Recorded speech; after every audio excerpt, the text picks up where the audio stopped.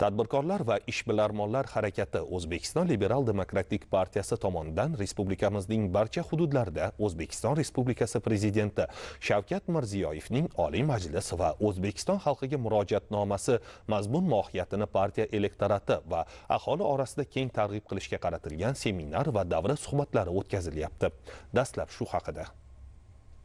Tadbirkorlar va ishbilarmonlar harakati O'zbekiston Liberal Demokratik partiyasi va O'zbekiston Liberal Demokratik partiyasining Oliy Majlis Qonunchilik palatasidagi fraksiyasi hamda partiyaning hududiy kengashlari xodimlari, xalq deputatlari, mahalliy kengashlari deputatlari hamda boshlang'ich partiya tashkilotlari raislari ishtirokidagi muloqotda ta'kidlanganidek, Prezidentimiz murojaatnomasi yangi O'zbekistonni barpo etish yo'lidagi strategik dastur sifatida barcha darajadagi partiya tuzilmalari faoliyati uchun muhim dastur amal bo'lib xizmat qiladi. Murojaatnomada belgilangan ustuvor yo'nalishlar partiyaning saylovoldi dasturidagi vazifalarga uyg'un va hamohang.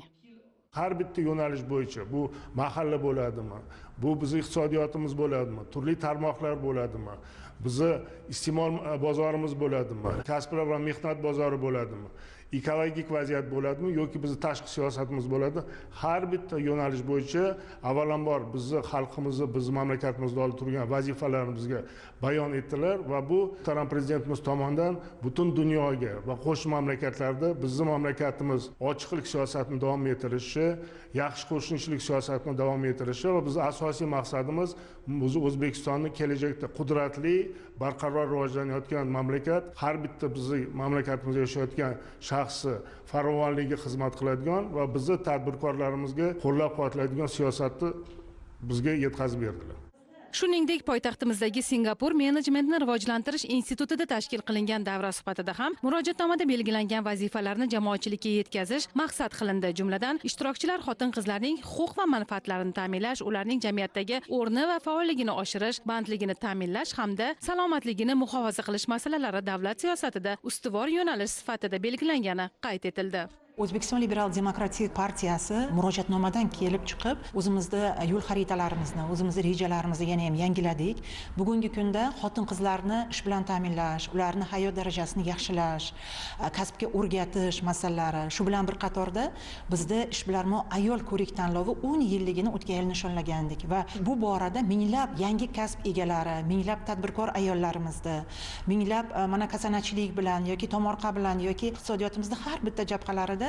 demak tadbirkorlik bilan shug'ullanayotgan xotin-qizlarimiz 4,5 barobarga oxirgi yillarda ko'paydi. Bu esa o'z navbatida bugungi murojaatnomadan kelib chiqqan holda aytishimiz kerakki, biz o'zimizga mana shu ishbilarmon ayol ko'rik tanlovini endi mahalla bosqichini aynan har bitta mahallaga borib, o'sha yerda xotin-qizlarimizda, ya'ni nimaga layoqati bor, bugungi kunda qanaqa talanti bor, iste'dodi bor, kasanachilik bilan shug'ullanadimi, ishbilarmonlik, biznes bilan shug'ullanmoqchimi, ularga yordam berish maqsadida bugun biz aynan mahallada ishbilarmon ayol ko'rik tanlovini mahalla bosqichini boshlayverdik. Bu esa o'z navbatida keyingi bosqichlarga xotin-qizlarimizni tayyor bo'lib borishini, mana shu ko'rik tanlovda ishtirok etishi, o'zlarining mahsulotlari bilan, o'zlarining ishlari bilan bu yana ham ko'proq xotin-qizlarimizni mana shu kasbga yo'naltirish, tadbirkorlikka bo'lgan ehtiyojini qondirish va hamma tomonlama himoya qilishga olib keladi.